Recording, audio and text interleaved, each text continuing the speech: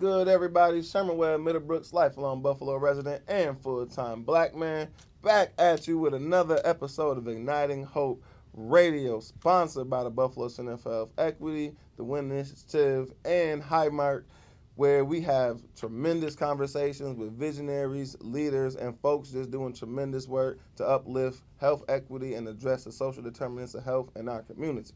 Today, I really feel like this show is becoming just me kicking it with my friends. Today, we have the good brother LeAnthony Freeman, founder and CEO of YounitED Academy. He is an educator, a leader, and just the overall king in our community, working to save young people, empowering young people, helping empowering men, and by proxy, uplifting the Ubuntu philosophy. So we're going to have a dynamic discussion. We're going to talk about this brother's tremendous journey from Buffalo to Boston to Atlanta and all the way back through and all over the country, sharing his truth, empowering and uplifting young people, sharing their network. And so without further ado, we're going to settle in, tap in, grab yourself something to eat or drink. We're going to start this conversation. Brother Freeman. What's happening, King? Appreciate you, brother. Appreciate you. Man, this has been a long time coming, brother. Thank you for gracing us with your presence. Tell the people, first of all, where can they find you out on social media? And a little bit about who you are and your journey to becoming the man you are today. So social media, you can find me on Facebook at LeAnthony Freeman. That's one E.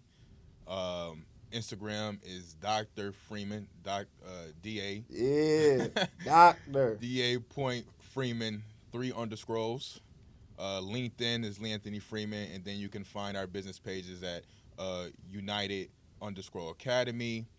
Same thing with the LinkedIn and the Facebook. Same thing. And, of course, Ubuntu Leadership Institute is for IG, Ubuntu _ etc. Word. So, it's a lot of ways to get in contact with this brother. I think he might be the only person in America getting less sleep than me right now. So, Buffalo native. You attended Morehouse College, and then you went to Boston College, and now you are studying to get your doctorate at Clark Atlanta. Yes, sir. Man, you are an educated brother, and I love to hear it and see it because you come from the soil. So tell us a little bit about your journey from the soil to becoming a doctor. Word. Okay, I appreciate that. So, like you stated, originally from Buffalo, was raised by a single mom. My father is a great man, and what I've known him to be today is a man, right? And I think I want to give homage and respect to that, right? I think sometimes many of us, we place that title upon any individual, and by way of that comes with expectations. Talk about it. And standards. And inevitably, they're going to miss that mark, right? And so I want to acknowledge him as being a man first, and then by way being a father. And so as a man, I think there go I, and I have a complete understanding, right? And so shout out to Pops. Yeah. And so we're raised by my mother. He used to give me every other weekend. Shout out to moms. Word. And so I started making some poor decisions when I was roughly 14. Okay. Right, because like I said, he got me every other weekend, and we didn't spend a lot of time. They were separated since I've been 3. He got clean when I was 3, but he remarried and moved to Rochester. And I think that was the first, hindsight 2020, that was the moment in which I suffered abandonment issues. And not having the emotional maturity awareness that was going on, I started spiraling out of control, right? I started getting kicked out each year of my high school career. My mother kicked me out each year of my high school career. Freshman year, I had to go move with my father and his wife and family to Rochester. They're recovering addicts, and so it was too much noise for me. Like we talked about earlier, in a space of peace, and it was just my mother and I, and she worked, and so we didn't necessarily spend a lot of time, but it was a quiet space, right? Yeah. And so I begged her, like, yo, I need to come back, and so she let me come back. And, of course, you still are going to be who you are. And so, unfortunately, sophomore year, she kicked me out again. And by that time, my father relocated his job to GM to Delaware, the state of Delaware. And so we moved there. And that right there got a little, it took a turn for the worse. We ended up fighting. They kicked me out of course. They placed me in a mental institution there. Criminal activity heightened, right? In my early years, wasn't necessarily good at distribution, right? Because I was smoking my product. And Understood. Yeah, me. Yeah. I understand too well. Right. And so, It's the reason why I chose education too. Word. And so then, I was enthralled with breaking and entering and all these other things. It's past the statute, so Yeah. So, We good. right. And so inevitably they kicked me out as well. So ended up moving back home when I was like 17 or so, and I ended up dropping out because I was going to end up graduating at 19 years old, which, again, hindsight, that wasn't a big thing. But at that time, I just thought it was so monumental, and, I'm not graduating with my peers. I'm going to graduate at 19. And I was like, yeah, I'm out of here. And so I'm not doing it. And so I dropped out, got my GED same year. I dropped out and started enjoying life. Whatever that may look like, right? For what you think enjoying life can. It's a great way of putting it, brother. So I thought I was, doing something outside, and I really wasn't doing too much of nothing. But eventually found opposites attract, and so I was still outside doing my thing, and I met this woman who was studious and introduced me to education for real. And so she like, yo, we're gonna be together. You need to go back to school. And I'm like, all right, that's cool. It's not an issue. School's not an issue. I just had other priorities and responsibilities and had other interests. So I got I started at ECC. Cool. And then she came. I flew her home one Thanksgiving break, and we chopped it up at the marina. And yeah. She's like, yo, what about you coming to Miami for school with me? Because we met. Then like a couple weeks later, she went down to school in Miami. So our whole relationship initially, inevitably, was a long distance relationship. Yeah. So I flew her home. And I was like, yeah, that's a brilliant idea. You know what I'm saying? Like, from New York to Miami, that is a brilliant idea. But how do I do that? I don't really know what that looks like. First generation college student. I know nothing about it. So she helped me, you could transfer and all this good stuff like that. So she walked me through that whole process. Ended up in jail down there. Oh, shit. Yeah, ended up in jail down there and getting kicked out of school for something else down there. And so came back here on probation and still moving and shaking. And it was a journey, and I think something that we spoke about earlier is people seeing you before you had a chance to see you and see your potential. Right. And so it was an organization called Teens in Progress. Oh, word. You know Teens in Progress? Yeah, I'm familiar with Teens in Progress. Remember, I was saying I was probably leaving our legacy, so we was doing the youth group. So Teens in Progress was like another youth group we collaborated with a lot. We were doing sexual health stuff, but they were doing just general youth mentorship. Yep. That's dope. Shout out to Teens in Progress. Shout out to Teens in Progress. Miss Paulette. Yeah. And Brother Chapman, man. Yeah, I was about to say, I can't remember her as her husband, right? Yep. Brother Chapman. Yeah. Corey Chapman. So, man, they really are the stepping stone and the pivotal moment in my life to help cultivate for me to be who I am. Because, again, I'm like, yo, I'm on probation. They like, yo, you can need to be a mentor. I'm not credible. I'm literally mentoring who, how, why. And so they made me the lead mentor, kept putting me in spaces to speak. And at the time I was doing poetry. And so we went to California, I did my poetry and all this other creative stuff. And so it was really the moment that things started to take a different trajectory is when I had to speak at a council member meeting on the behalf of the youth in the city.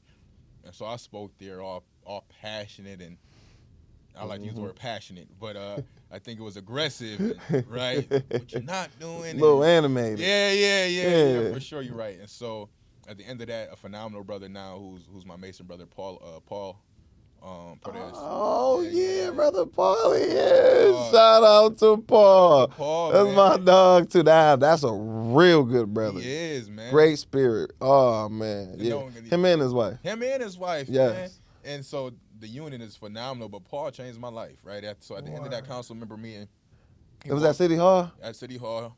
He walked up to me at the time. He was doing, I think he was working. I don't remember that. And he gave you a business card? He walked up to me and he like, yo, you need to apply for this internship. Oh, okay. in City Hall. And I'm like, brother, do you know me? Do you know I'm outside? Like, me working in City Hall, do you know as we're speaking, I still go checking and piss in the cup? Like, what we talking about? Like, you know, I gotta leave here to go piss in that cup, right? Like, who are you talking about? And so he's like, man, I think you would be great. I'm like, all right, Paul, whatever. And so, but I did apply at the time. My boy Jamel Cruz, dog. Yo, we just gonna keep just having the same people cross our paths. Highlight these people in the community that people see but don't understand the impact that they made in certain individuals' lives, right? We sitting here doing this because of Jamil. Really? I learned how to do what I'm doing right now watching Big Bro. And I tell him that all the time. Brother is transformative. Yes. Shout out his work at this point. Yes. Right? And so Jamel was like, yo, we're not gonna hire you this summer. You're too rough around the edges or something, because I was still just coming from the outside, right? Yeah. I think I put on a little polo. I thought I tried to mask it, right? But I was still just a nigga. Yo, I swear to God, bro, we corporate. As soon as we throw that polo on, right? And I was still just a brother, man. Thought it was a tuxedo. Tucked in this little shirt. Yeah. Thought I was doing something. But he like, yeah, no, you're not getting this. And so, so next summer I did apply again, and I got it. Cool. Right, and so I started in the citizen service department. After that summer ended, I was doing fashion shows. Me and my brother Rod was doing fashion shows around the city, and so I met this lawyer who is now a judge, but at the time he was the city attorney. He evolved to become deputy mayor, and now he's a sitting judge. My good brother Rashid McDuffie. Oh, word. And so cool. I met Rashid, and Rashid was like, "Yo, are you interested in, like, what's your plan?" I was like, well, I would love to get back in City Hall, because City Hall is good for me. Now, all along, right, like I said, I got kicked out of Miami, so I was finishing my degree at ECC. It took me 4 years to finish that. So I would go to ECC, then go to City Hall, and then I'll go outside to hustle and bustle. Yeah. Of course, by the time I stopped smoking now, so, it's working now. things was a little better. And so, nonetheless, so then Rashid, at the end of that term, I finished ECC. He's like, yo, you need to continue education. I'm like, man, I got a little city fame. I got a couple dollars in my pocket. I don't really even know what that looks like. And even why would we even do that, right? And so I kept bumping my head. And inevitably, it was another circumstance where we was in a high-speed chase, my brother and I, and he was, at the end of that, he was like, yo, you're going to end up in dead or jail. And so I applied to 7 HBCUs, got into all except Howard. And Morehouse wasn't my first choice. Howard was. And then, again, being first-generation college student, I didn't really know nothing about none of the schools other than, I seen on TV in the movies. You know what I mean? Yeah, and that was the goal. And so I wanted to go to Clark.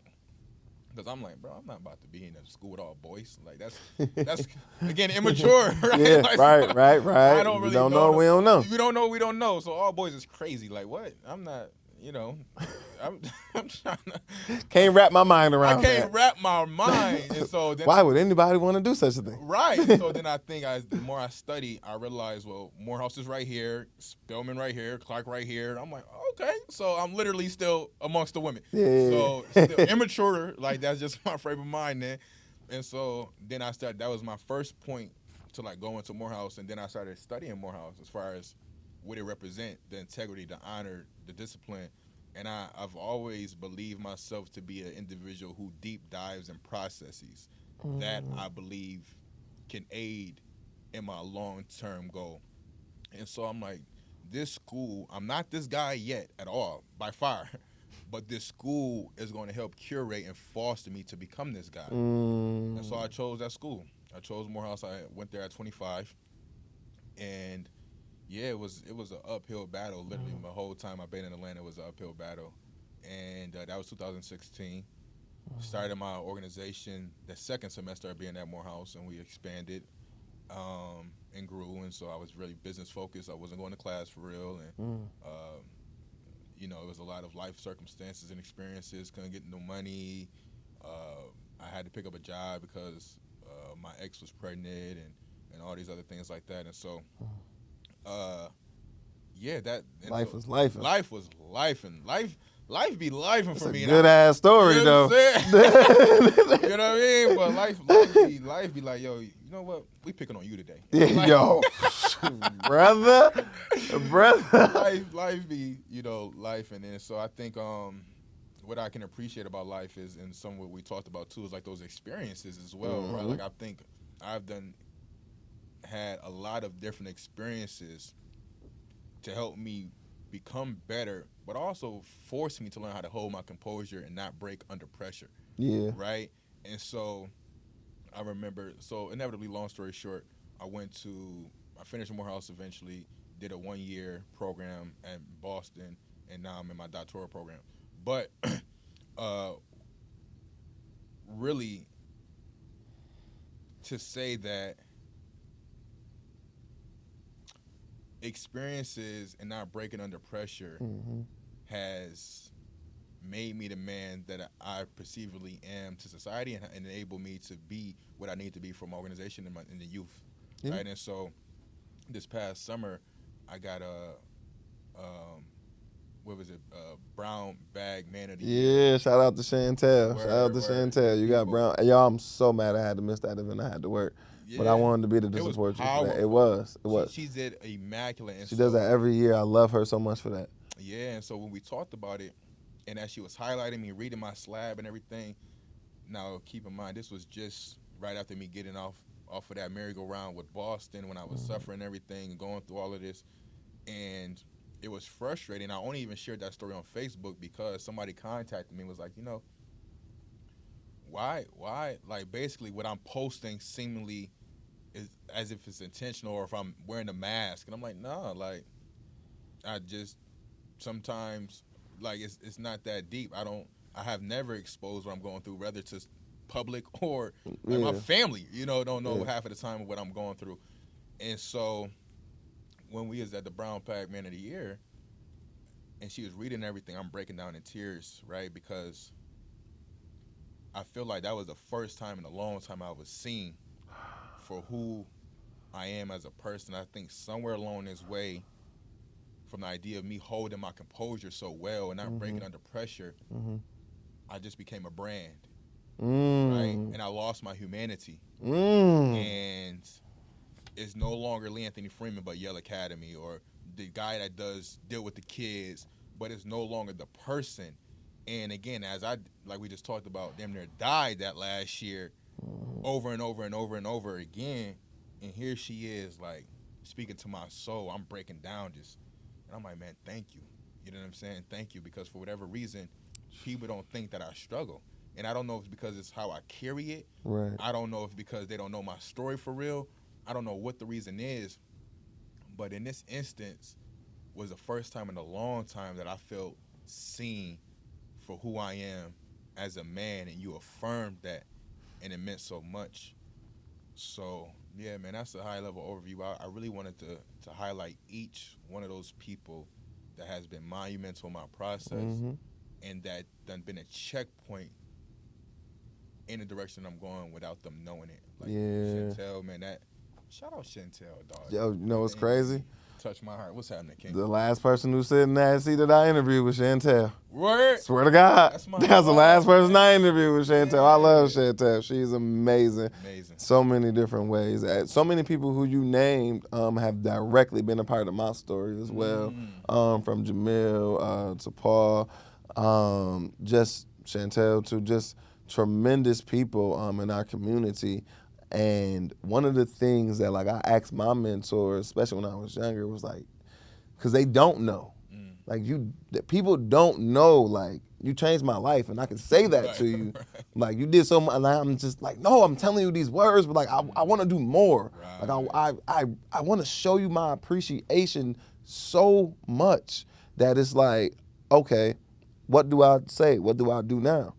And usually they always tell me just who I was to you, be that to somebody else. Be that for somebody else. And so for me, like, that's why I kind of do what I do. And it kind of sounds like that's a little bit of what you got going on. Because what you're doing with YounitED Academy, which was formerly Yale, it's been like you're showing up and you're being that presence in front of so many young people. I know you and I had the privilege to collaborate. You brought me in on the project. So, like, we were doing virtual workshops with young people out in California. Word. So, like, you're spreading yourself. Appreciate Sherm. Shout out Sherm for holding it down. Man, I needed a facilitator back. Word. He showed up and showed out. Man, no, it's all love. And listen, like, it's in perfect, like we said, talking about earlier, it's in perfect alignment. Like, you didn't ask me to go out my way at all. Right. that was right on the path. That was along the way, you know what I'm saying? So I definitely appreciate that. And I got a sense to see, like, oh, wow, like, brothers and people are doing stuff all over the place. Like, and you could be in one place and spread yourself and be in multiple places, like, at the same time. And so, like, seeing that, I believe exposure leads to expansion. So, like, being exposed to you in that experience, like, expanded my way of thinking. Helped me think bigger. Helped me see, like, oh, it's more than just what I'm doing here. And, like, the people and lives I'm influencing here. How do I get on the path sort of like what Brother Freeman is on and be able to impact people on a larger basis? I think a lot of what I've been doing thus far has been going like about a mile deep and only about a few feet wide. But, like, I don't see why I can't go a few miles deep and a few miles wide at the same time. Right. And so seeing brothers like you, people are doing it. It can be done. So tell me a little bit about, tell the people a little bit about that vision and how it came to you to start Yale and then how that transitioned into YounitED Academy. Yeah, so Yale, like we spoke on earlier at the time when I was in Miami, I ended up in jail down there. And so I remember after I think they moved me for the third time, TGK was the last place. And I'm in my bunk and I don't really know why it came to my mind. But Yale did come to my mind. And, of course, knowing that I can't market that because of Yale University, right. I'm like, well, how do I'm going to make this an acronym? And so that's where it initially started at. And then as I shared my second semester at Morehouse, I didn't have any money. So that first going into that winter break, I came back home, and I didn't have any money to go to school. And I'm like, my mom like, yeah, I ain't taking on no loan. You know what I mean? Like, it's a wrap for you. And so always been an individual that needed to make a way or find a way. I picked up the program, and I literally, that whole winter I stayed at the time. Where was we at? We was in Central Park. I can't remember what that street was that she was living on, but that whole winter break I just worked on the program, right? And so then I came back, still no money. And so I went back to Atlanta, and I'm in the professor's, admin's office, like, yo, I have to be here. Like, literally, I'm not going to make it if I go back home. You know what I'm saying? Like, I don't see, like, when I say I was outside, you know what I'm saying? So it's like, this is not going to work. You had to fend for yourself. You know what I'm saying? Like, I'm sure going to end up in jail, in prison, or dead. Like, I need y'all to find this money before I can stay here. Yeah. You know what I'm saying? And so they found the money. It's that call for help. Man, and I think that was, like, one of the first time I ever been as transparent and vulnerable with another man. Right? And it got you what you needed, though. That was my point, and it got me what I needed. And so once that happened, I started volunteering in this school that semester. A professor was like, hey, because, again, I entered school at 25, and by default, becoming a big brother to so many, again, we like to chop it up. And so class, or chop it up with you about life. I'm going to chop it with you about life and go to class late. So I was a big brother by default, and the professor's like, yo, I think you should go to this program with me at the school. I think you would be great. All right, cool. And so I went, but it lacked structure, right? It didn't manifest or materialize anything. So, again, what I worked on that previous winter, I came to the principal like, yo, 50 stacks right now, all yours. He was like, get out. Not the way I thought that story was about to go. Not at all. Plot twist. He said no.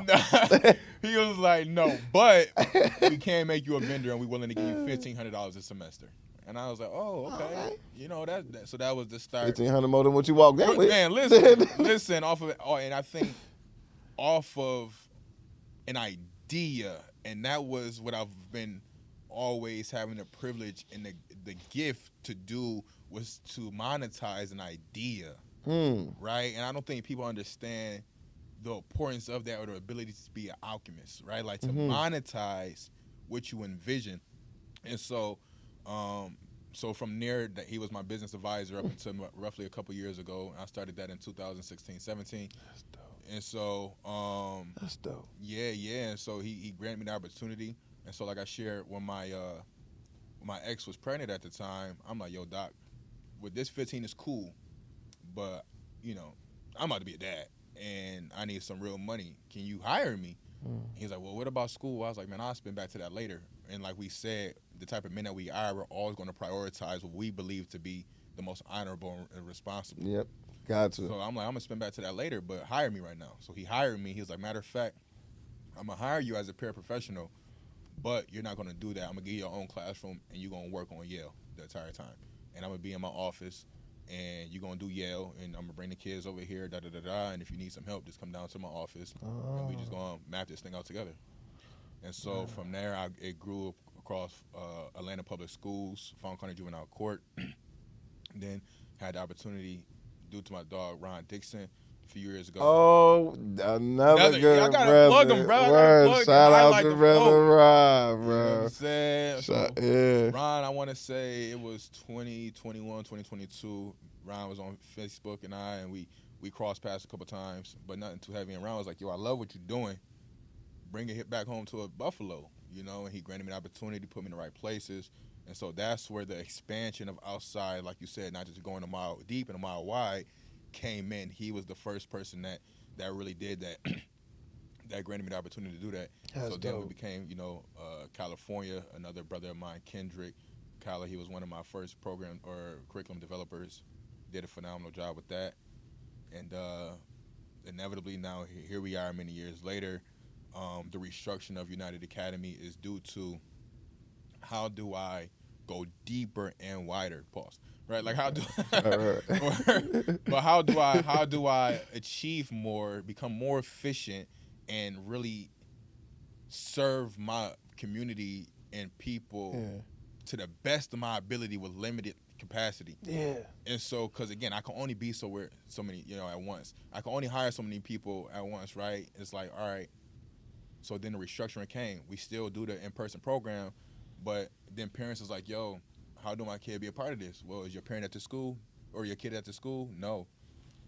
So then we created workbooks, we created curriculums, we created programs that now the stakeholders can go online and buy and self-paced modules, and their students work through with the AI and all this good stuff like that. You get a learning management system. Wow. Username, password, go wow. in, you know, and all that. And so that is what YounitED Academy became, coupled with still the in-person program. Like I was just telling you, I leave here Saturday because we got a couple new contracts in New York.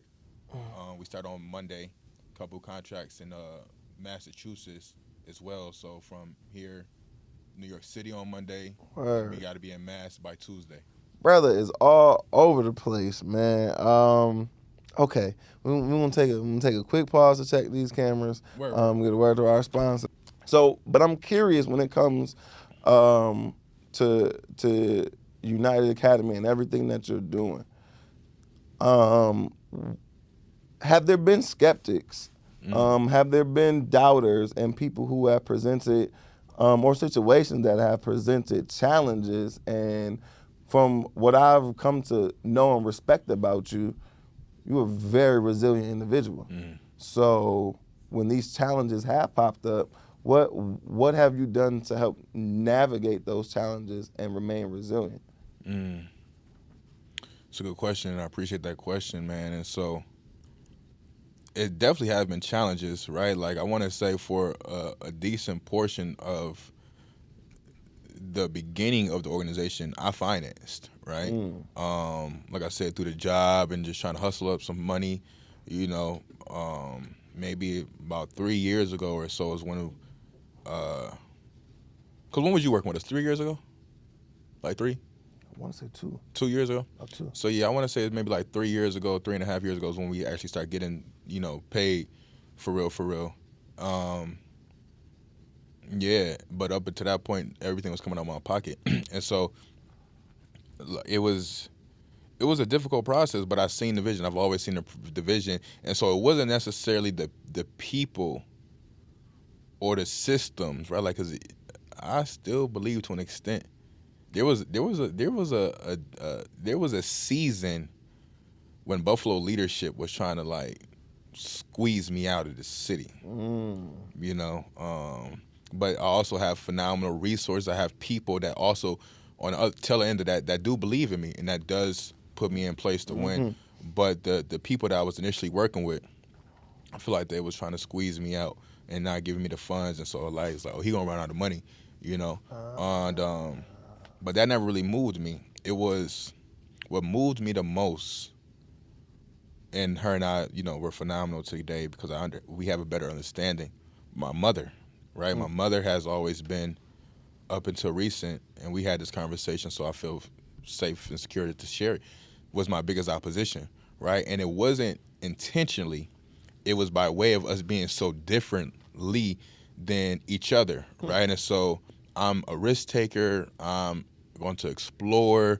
I'm gonna jump off the cliff. You know, all of these. I'm adventurous. I'm gonna figure it out. You know, I'm that type of individual. Where who she is, she's the exact opposite. She's reserved. She don't like trying new things. She's, you know, all of these things. And so where I'm like, yo, mom, I want to do this. She like, no, like, don't do that, right? And so, Gotcha. you know, it's like inevitably she was my opposition because she was like, it would come off at times like you shouldn't do that or you can't do that and all these things. So now I have to prove you wrong. I have to fight through your negativity. I have to show that I can, right? So people wasn't necessarily, outsiders necessarily didn't sway me more than it was with her because like, damn, you my mama, right. You know, and you don't support or you believe, like even when we made changes to the organization, and I'm like, yo, this is it. You know, we restructured. This is the model. I'm taking through the website. I'm taking her through the learning management system, giving her a username, password, and it's just like the lack of enthusiasm. You know, I hired my mama here too. Oh. Yeah. I hired her here at one point, and hired my uncle, and it's like, how is it that you're so close to proximity to see how far I've come and you still doubt, or like you're still, if anybody know, you know. If anybody know, you should know. And so, but like I said, we end up working through that now. She you know, she does support, she does believe, I believe, and to be on that side of it. Yeah, because I think it really had to be a deep conversation. Like, yo, it was such a hard conversation.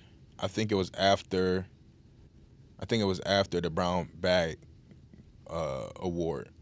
And so she said something on the lines like, you don't really want me these places, something like that, paraphrasing. And I'm like, why you say that? She was like, well, because of, you know, I'm taking her through the journey. Like, yo, I wanted to do this. You said this. I want to do this, did this, and this is how you've always, you know, interacted with me when these things came about. She was like, you don't want me these places for real because, like, you love me by default because I'm your mother. But if I wasn't your mother, right, like, I'm like, yeah, like, you know, because what it is like, now you're trying to show up as my mother and celebrate. Yeah, you was the one told me not to do it, right? Like, even my doctoral program, she was like, yeah, you shouldn't do that.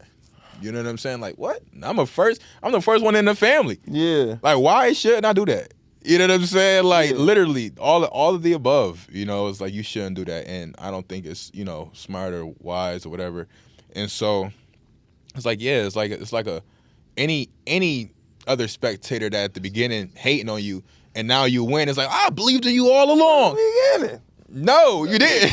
I was there. Right. I remember you actually was the reason, you know, I had to. You was the fire, actually. Yeah, right. You know, but that's my dog now. And so I do, on the same way I have to clear up, you know, the narrative of my father, I have to clear up the narrative of my mother because, again, like, I love my mother immensely. Mm-hmm. And I know that she only did. We just had a conversation two days ago about. She always say all the time, like, I didn't know what God was birthing in me when it became to you, right? I didn't know who he was blessing me with. And so with that notion, you only have the skill set to teach from your experience. Yep. But because this is so out of your scope, you literally don't have the tools or skills and don't know where to get them from to properly curate, foster, mold, and develop me. Right? And she was like, yeah, like I get that now, because it's like you're only trying to teach me from your narrative that you're familiar with. You're trying to teach me from the narrative that the family, generations have. But this is so out of your scope. Who I am is so out of your scope. Not only do you not have the skill set, you don't know where to get the skills or the tools to develop me. And it took me a while to understand that, because I was always trying to go back for her or my father, like, yo, you are my parents. Y'all should be teaching me. I had to mature and like, actually, y'all did all that y'all can teach me. Yes. And it's time for me to get it from somebody else. And I think the last thing I would like to end with that statement is, I have a professor who shared years ago, Dr. Black at Clark, phenomenal brother. He shared about the philosophy of the triangle and parents in contrast to kids. And so here we have in the Western philosophy, we have the upside down triangle, meaning that the parents choose the child or the parents give birth to the child. Where in the East, in African philosophy, we believe that it's the other way around. That is the right side up triangle, where the child chooses the parents. Well, now, why does the child choose the parents, or how? Well, similar to our holy text, God shares that I've known you before you was here, right? I knew you in another realm previously. Now, what did he know? He knew you spiritually, and with your entity, you being a healer, or you being a leader, right, to some extent, an educator, a nurturer, right, a healer, and so forth of that nature. Whatever you were in that realm, we have to put certain things in place for you to become that in this realm. So, meaning your parents, right? And so in order for me to be as influential or as aspiring or as a motivator, I had to choose parents that was going to do the exact opposite, so I could learn how to do it for myself and now have the ability to do it for the world, right? And so, I had to slow down for people. I don't know if y'all caught that. Word. So like, if hypothetically, if in the previous realm, my spirit or my energy or the entity, I am a healer in spiritual realm, right? In order for me to come to this realm and properly heal, I have to choose broken parents to break me, to learn how to first heal me, and then by way of me learning how to heal myself, now I can heal a nation.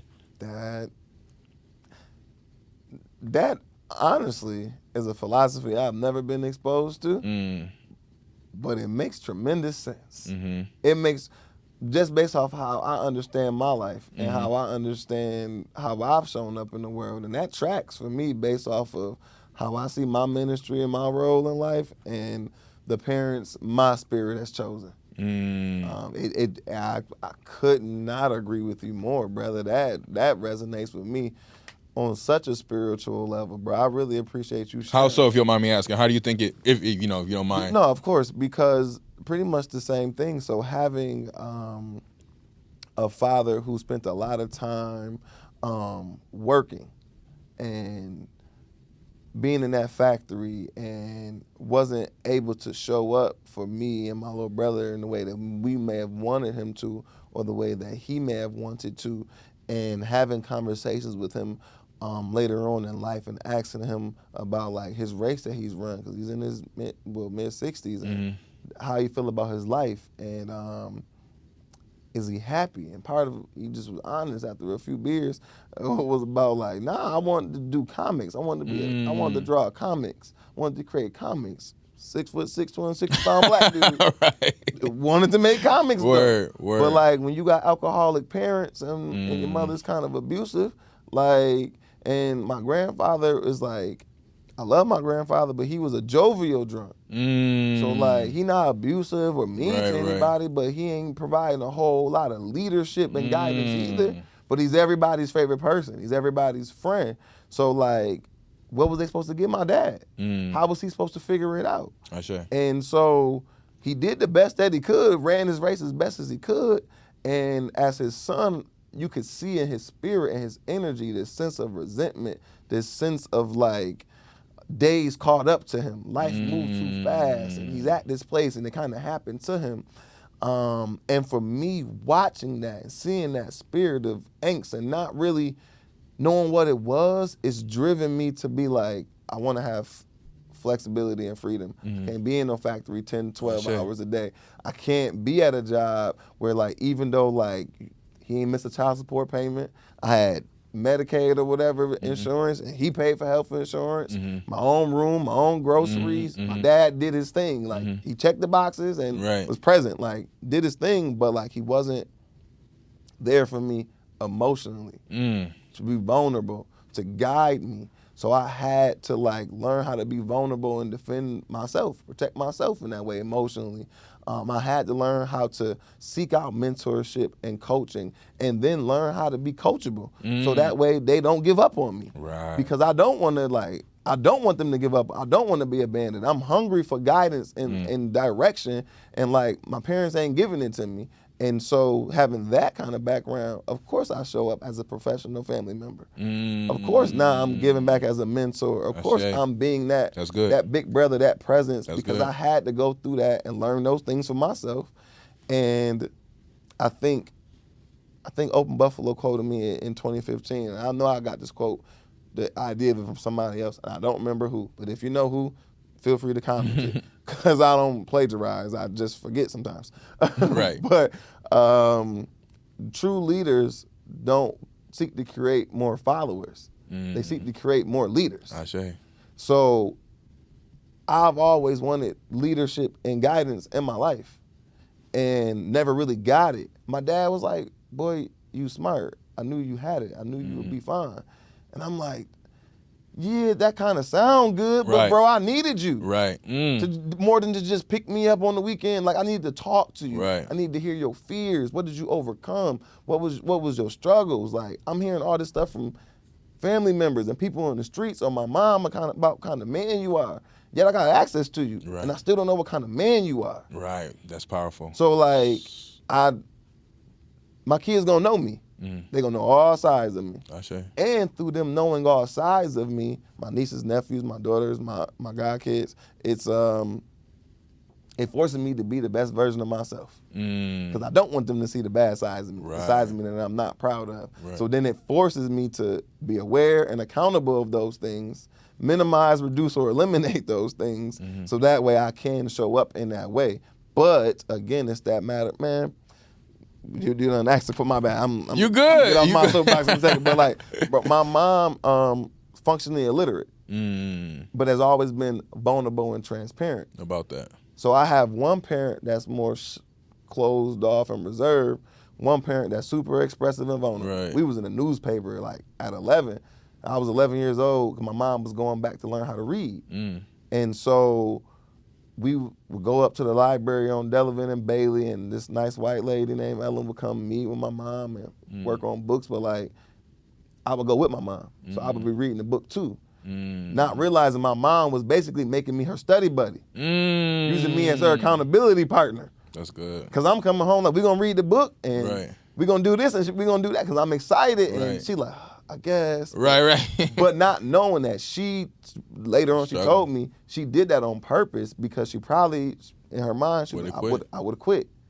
But I can't quit because you here. And now you involved. That's good. So being strategic about stuff like that and knowing how to be vulnerable and the power and being vulnerable. Like listening to your story. When you were vulnerable with that profession, you got what you needed. Word. But if you would have just sat there and let your pride dictate your actions and your behaviors, you wouldn't have got what you needed. So seeing my mom call the light company or the landlord or whoever, and throwing that humility, that humility in her voice, that breaking something down and explaining like, my mom, take accountability. Yeah, I messed up. I did something I wasn't supposed to do. Right. I still need your help. You know what I'm saying? Right. And it's like, that is so normal for her, but not knowing that is hard for most people to do. That is, and like, that's a tremendous skill. So she might not have the education or the status in society, but it's a lot to learn from that woman. It's a lot to learn from people like that. And so giving people the permission to then be vulnerable, I think is something that I had to learn. That's good. You know what I mean? Doing that with myself. Man, brother. I appreciate you. No, I appreciate you, bro. I listen, if y'all watching this, I had an agenda. I had an agenda. But we gonna talk. You heard me? We gonna talk, brother. Yes, we gonna talk. We got a limited amount of time. What I want to really get to is something that I think a lot of people don't really know about, but it's like the guiding principles that lead your work. So talk to me about Ubuntu philosophy and why it matters, and how did you become exposed to it, and how is it influencing and impacting the work that you're doing? That's good. So for those that don't know Ubuntu's philosophy, it's I am because we are, and it's also the Yale Academy slogan, right? I am because we are. And what does it mean? It means that who I am and who I've became is only by way of community. Number one, right? Like, I cannot be who I am without community, and community, more importantly, cannot function without me being in said community, right? Like, everybody has a significant role to play, and community does not move forward if LeAnthony isn't specifically who LeAnthony has been ordained to be, right? Which is why it's important that we all seek our individuality and our identity, because the role in which, and the gift in which Sherman has, LeAnthony does not have. So Sherman has to show up in community to be himself, right? And LeAnthony would be himself. And so not only that, it's also imperative that I allow and pay homage and bless God by allowing you to function in your gift house, right? I would be doing you, me, and God a disservice if I tried to do what Sherman does. That's why Sherman was blessed with said gift, right? Oh, man, yes. And, you know... Keep preaching, brother. You're right. I'm with you. I wasn't as familiar with the philosophy. I've heard I am because we are. But, man, the way you breaking that down... I've said these things with people before, but did not know what I was saying. That was good. That was the ancestor speaking through me. Well, amen. Ashe. That was because I always say, like, I don't get how people hate on other people. Right. You hating on that person because, like, they letting they light shine. You know, like that's my favorite church song. This little light of mine. Right. Everywhere I'm gonna let my light shine. Ashe. That's just, and my mama always encouraged that. Right. You know I'm gonna let my light shine, and just because my light is shining bright doesn't mean you have to dim yours. Right. Doesn't mean I'm trying to dim yours at all. I'm just trying to let mine shine. There you go. You shine right alongside. There you go. We could form a constellation. Right. and I think Word. when people don't recognize or are unaware of their gifts or talents or what makes them special, or hasn't been cultivated, or what makes them a genius. Right. When they haven't recognized it or identified it in themselves or accepted it, it pisses them off and frustrates them to see other people living and exercising in theirs. That's good. And when in reality, it's like, if you can look at yourself and be like, no, I'm great at what I do. I'm amazing at, I'm a genius when it comes to this specific area. Right. And because I'm so good at what I'm focused on, I could recognize when somebody is functioning in their genius. There you go. I could recognize when somebody else is functioning in their blessing and their gift. There you go. And now I can appreciate it. There you go. And now I can see them as the missing piece in my puzzle. Maybe I'm the missing piece in their puzzle, and we need to collaborate instead of compete. But that's only because I'm secure in my gift and what I know what I'm bringing to the table. Clear. You know what I'm saying? And I recognize, oh, this person could bring this too. Right. Instead of being intimidated by it. Right. I'm like, oh, that person doing that. Well, what if they like that more than they like me? Like, that's not what the goal is. So I didn't know that was the philosophy though. I love that. Yes, sir. So community, man. And community is essential to the soul. And so I think that when I first heard it was, again, Dr. Black. So years ago, I did this African Rites of Passage. And African Rites of Passage is actually derived, or excuse me, Greek Rites of Passage or Greek organizations derived from the African. Like the fraternities? Yeah, D9, okay. yep. Okay. Yep. Derives from African Rites of Passage. Like, we practiced that first in Africa, right? And then it came over here and, gradually but surely things alter. But it derives, again, D9 organizations and processes derive from what we did in Africa. So nonetheless, I did this African Rites of Passage. That's where I met Dr. Black. And, of course, you get blessed with a new name and all this good stuff like that. So that's when I first heard about Ubuntu. And I thought it through and had to be really honest that, again, it took me a while to understand my role in community, but I understand the community's role in me because a lot of things I didn't want to do in my life. Like I said to you earlier, Teens of Progress, right? Like, I didn't think like I was worthy. I didn't think that I wanted to, I'm going to go to City Hall and speak today. It was people constantly pulling me and pushing me, and that without community influence on me, I truly wouldn't be. That's why I take so much pride and I'm intentional about acknowledging people in my life, right? And it's like, no, like, you did that. And you need to know how monumental and paramount that was in the role that it played in my development. If I didn't meet you at that time, at that place, I would not be who I am. And it was essential. You need to know. Exactly. You need to know that I love you because of that. Outside of me, humanity, I would have loved you anyway. But outside of that, like, I love you because you didn't give up on your process and met me exactly where you needed to be when you needed to get there, right? And so that's what Ubuntu philosophy is. I am because we are. So, the role in which I play in community can only function with me being LeAnthony. And I can only function with community being present. That is so beautiful. I think the flip side of that, you almost brought tears to my eyes. I'm glad that you put a period on that sentence, because if you would have kept going, and it's crazy because I always make my mom, you always crying. Nah, I see why. Something just hit your spirit sometimes.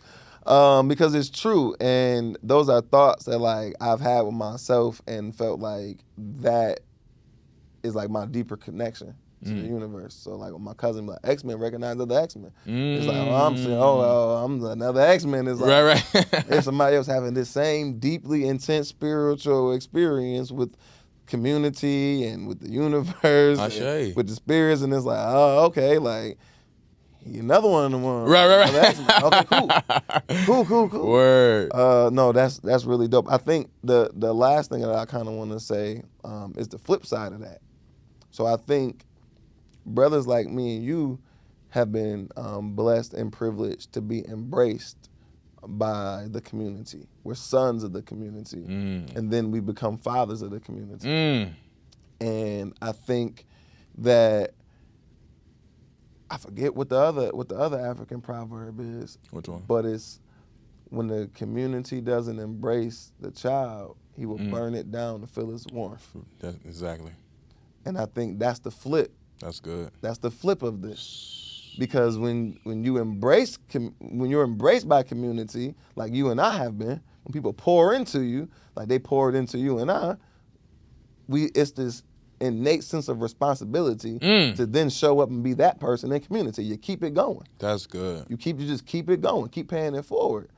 But if you feel like community has never invested in me and nobody ever thought I was special, nobody ever wanted me to come speak at City Hall, nobody ever wanted me to be in their program. Burning this whole thing down. Yeah, so now you could be like, look at me, I did something. Right. Look, I'm somebody, even if it's somebody. Cry for help. Yeah. If you look at some of those people who do like mass shootings and stuff, right? I just wanted to be famous for something. Wanted some attention. I just wanted some attention. And if I do something wild and catastrophic, I'm gonna be in the news and I'm gonna get my attention that I wanted. And it's like, it's micro versions of that throughout life when you see people hating or discouraging or talking down or saying, oh yeah, they got this little program going. Nah. Ain't no little nothing. Ain't no little nothing, right? Yeah, or even they refer, I just started my little business. Hey, if you think your business is little, then why should I support it? Right. if you know what I'm saying? But right. people start adopting that in themselves and seeing themselves through the eyes of the oppressor, seeing themselves through the eyes of the people that benefit from us, feeling less than. And that's because they haven't been embraced. Nobody ever told them your voice matters. Your energy is powerful. You know what I'm saying? That's good. And we got to continue doing that for the other young people that we come across and in contact with, because they either gonna burn down the village or they gonna continue to build it. There ain't no other end. Them the only two things we gonna get. Right. You know what I'm saying? So I really appreciate everything that you're doing. I think the last thing I have on here is really like leading into the future. So as we begin to wrap up, I definitely, as we talk about some of the stuff that you want to do in the future, as these things manifest or come into fruition, because I know they are, we want to have you come back on the show. And update you. Yeah, and talk about some of the progress that you made. So a lot of what you're doing and your approach is healing, not only for you yourself, but for other young black people in the community. So talk to us a little bit about the future you see and what you're working on. And there's a charter school that's in development. Talk to us a little bit about your plans for the future. As we begin to wrap it up. is a charter school in development. So Ubuntu Leadership Institute, charter school. It is all middle school starting off, theme and skilled trades. We are launching our first campus in Macon, Georgia. I paused at that point because I was thinking about how leadership told me to stop sharing the multi-campus philosophy. That it ain't good for PR, right? Because you go in the community and be like, hey, I'm gonna do this multiple times. You're not really seemingly not invested in the community, but nonetheless, Macon, Georgia, which I'm excited about. I got a phenomenal team based out of there, and we just had a meeting the other night with me sharing the intentionality of not wanting to make decisions where my feet is not planted. And so Macon is like 2 hours out from Atlanta.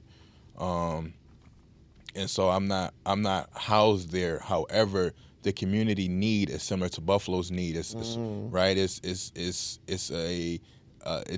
not really a progressive city.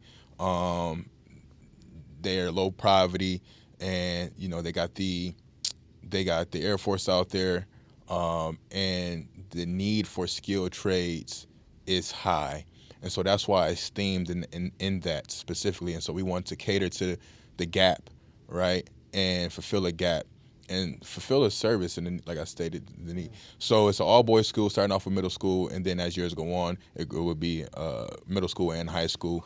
Ubuntu Institute or Leadership Institute, of course, we just spoke about Ubuntu. Yeah. And these are the colors, right? Which I'm excited about. Nice color scheme, brother.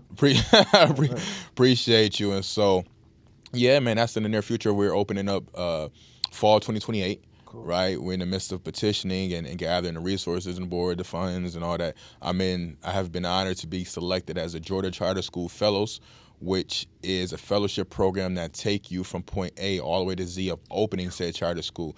So thank you. So I was very intentional about learning the areas that I suffered when trying to develop Yale, previously known as Yale, and like not having the proper mentorship and leadership, and I'm spending money, I'm wasting time. I'm like, I don't want to do that for a school. And so I need to find a fellowship program or mentorship or leadership that can expedite this process and not lose money. And so I got into the fellowship this past summer, and we've been in the making great leeway ever since then. That is dope, bro. Just that incredible sense of self-awareness, I think has been a running theme throughout your entire journey, throughout this entire conversation. That sense of getting that feedback and knowing where you want to be, recognizing where you at on that journey, and then being honest with yourself. I think what you just shared as far as like knowing what didn't work. Right. And then like having the wherewithal to be like, I'm not going to do that again. But like, I don't know what I don't know. And then how do I surround myself with people who are good at the things that I'm not good at, And then that could be because you're already moving in your Right. genius. Right. You're already moving in your Right. skill set, so you need to find other people to then lend That's their good. genius. And I think that's exactly where we're at, right? Like, because as an individual, like we spoke on earlier, I'm at capacity, honestly, as far as what I'm currently doing and how much it is that I'm doing as a person, and so very aware that it takes team to build, right? And so, like working through, we got our summit coming up here, our youth summit coming up at the top of the year. We're looking at for YounitED Academy. Post that, before I got to you, we had a meeting with this alternative school phenomenal woman, Miss Dalton, where we are looking to launch our first college tour. Bring our students. I formatted that program roughly 5 years ago, and then now in fruition, it takes students from Buffalo to Atlanta. We're working on that, and knowing that I literally don't have the capacity to do things. So having my team in Atlanta, working through these things, which is great work, and as well as the team in Macon, right? Like, I don't have the capacity as an individual to develop the school, but the team in Macon, I was like, yo, this is ours, right? In every space that I go in, I'm trying to be clear about, like, this is ours. And yes, I may have been blessed with the ability to seemingly lead or be face or to spearhead it, but again, it's only happened because who you are in a community, right? Like, I can't do this without you, and I need you to take ownership of this as if you are the face of the thing, because you are, right? Like, as long as I have the capabilities of playing the back, I'm gonna play the back and always give acknowledgement where acknowledgement is due. And so, so with the school, that's what we're doing as well, right? Like, it's feet on the ground in Macon, that live in Macon. I had a conversation last night with the brothers. I'm like, yo, who knows your school better than you do? Or excuse me, who knows your city better than you do, right? And so I would love if we take complete ownership of this vision, and I, by way of being the resource, continue to function in that capacity. I'm bringing forth the money, I'm bringing forth the exposure, I'm putting the things together that's needed, but with you directing me and I'm working for you, what do you need to make this vision happen? I'm gonna go get it, right? Not me necessarily being and making 24/7 and trying to knock on door to doors, right? Like, cause I don't have it to do. Nor do I want to pump fake like I do and I can. Same thing. I think years ago, a brother told me in pertaining to Buffalo, he was like, "You're an outsider," and it opened my eyes at that point, because like, I'm from Buffalo, right?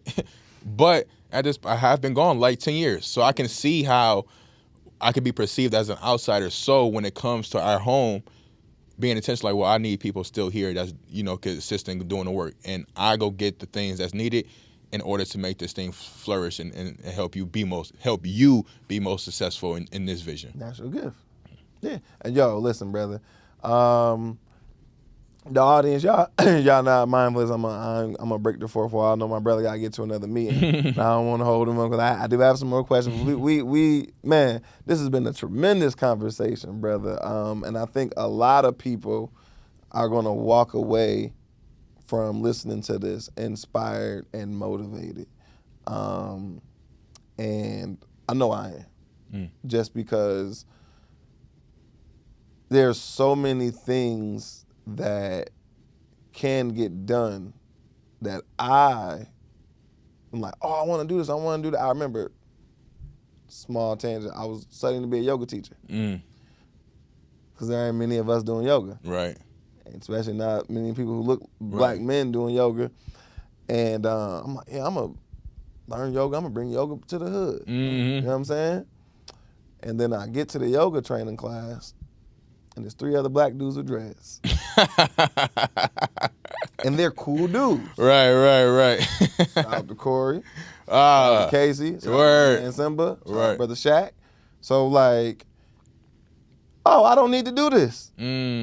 So, like, I wanted to do it because I felt like, this is a void. But, like, when, like, the passion wasn't there to do it no more, I thought I was doing it because this was something that was missing in the community.